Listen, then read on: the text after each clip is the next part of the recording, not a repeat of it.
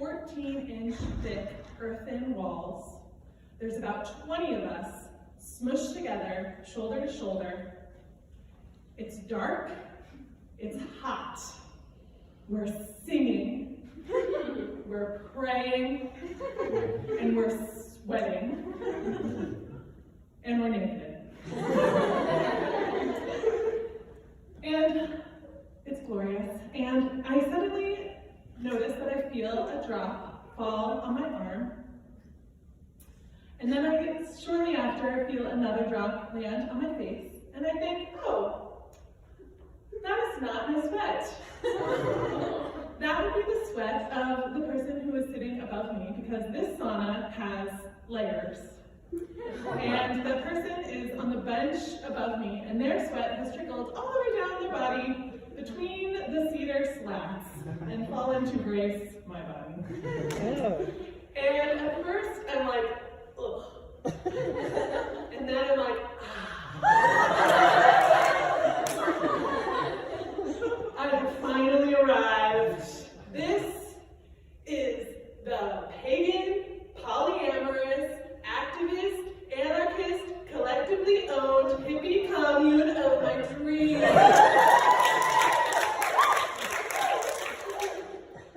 So when I was a little kid, I was lonely quite a bit.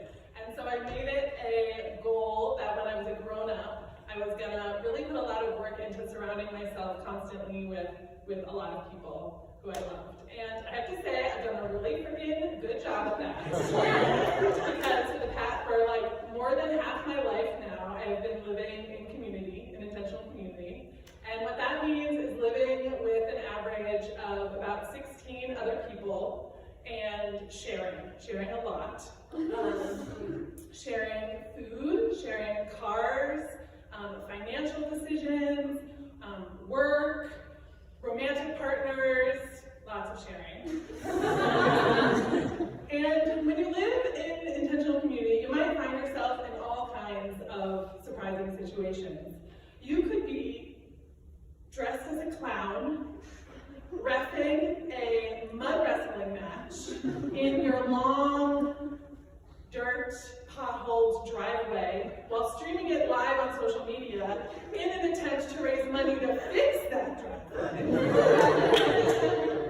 You might find yourself experiencing the glory of consensus-based decision-making, where everyone's brains and spirits are together, and we're thinking, and we're working, and we're being honest, and we're making the best possible decisions we could make in any given moment together.